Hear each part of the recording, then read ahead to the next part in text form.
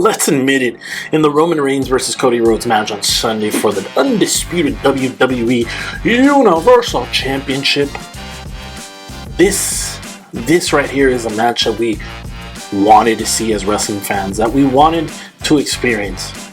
We will not know what the hell is going to happen in this match. We really won't. There are endless possibilities, and I mean endless possibilities, but for sure, without a shadow of a doubt, this match will be the best match over the 2 days of WrestleMania 40 in Philadelphia.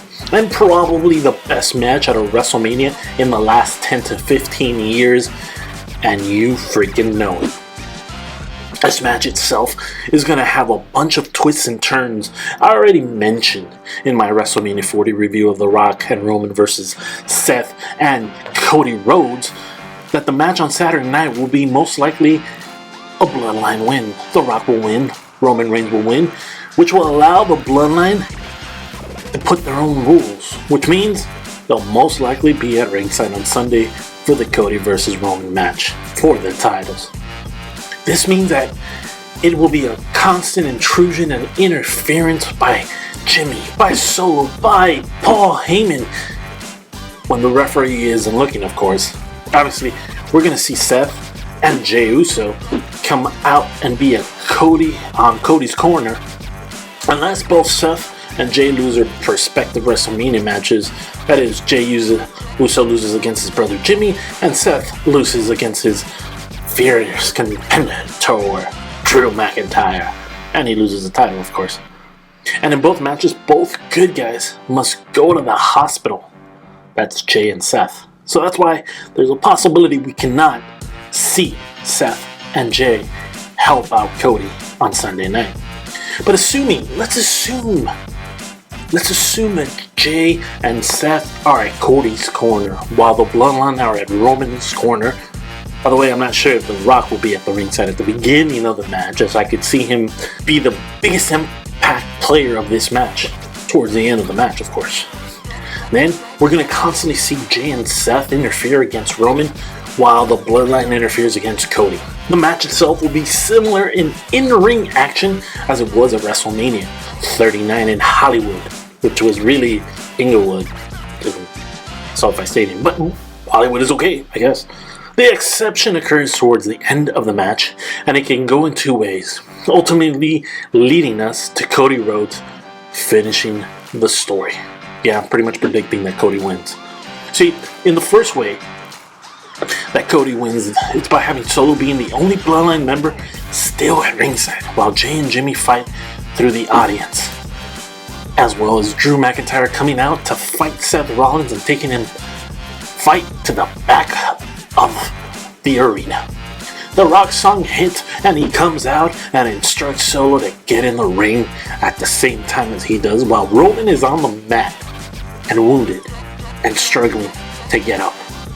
Cody standing up.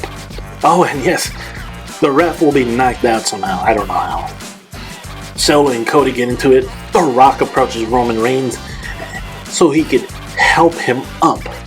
All three get up and approach a fallen, injured Cody Rhodes, when all of a sudden The Rock attacks Solo and looks directly in the eyes of Roman Reigns, who's staring back at him. This is when The Rock betrays Roman, which leads to Cody winning the match and the title, ultimately finishing the story. Now there's a path number 2 that I kind of like too, and that path goes like this.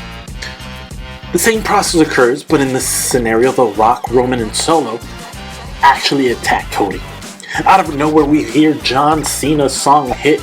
He comes running down the ramp and gets involved in favor of Cody. Unfortunately, it's a 2 versus 3 in the ring, which is not enough to get Cena and Cody over against the Bloodline. Then, out of nowhere, we hear the best entrance song of any wrestler ever. This is, of course, the song Where Glass Breaks. And the sound is all over the arena, and the chants go wild. Stone Cold Steve Austin comes walking, strolling down that aisle. The only two wrestlers left in the ring, the only two. So, actually before that, Austin and The Rock leave the ring as Solo and Cena leave as well. The only two wrestlers left in the ring are Roman Reigns and Cody Rhodes, where Cody beats Roman and finally finishes his story. Now you might be asking, wait, why did they bring John Cena and Stone Cold Steve Austin? What the hell do they have to do with this match? Triple H has given us hints. They're small, but he's given us hints. If you remember on Friday's SmackDown, where The Rock beat the shit out of Cody Rhodes with his belt, and he kept saying, Mama Rose, Mama Rose, Mama Rose, gonna feel your blood, Mama Rose. By the way, why the hell was he talking like a Samoan or a guy who doesn't even know how to freaking talk? He speaks English pretty good. And it was like, how's he feeling? I know his feeling. What? No. Mama Rose, Mama Rose. Sorry, that's funny. In the background, there was a trailer with a picture of John Cena and Stone Cold Steve Austin. It kind of gives us a hint that maybe those two are the ones that are going to be out there. The camera kept pushing towards that area. The Rock and Cody kept hitting each other towards that area until they came back to their own trailer. Trust me, they'll be there. Alright, ladies and gentlemen, what do you think will happen in this match? Will Roman Reigns keep the title? Will Cody Rhodes be finally to finish the story? Let us know what you think in the comment area.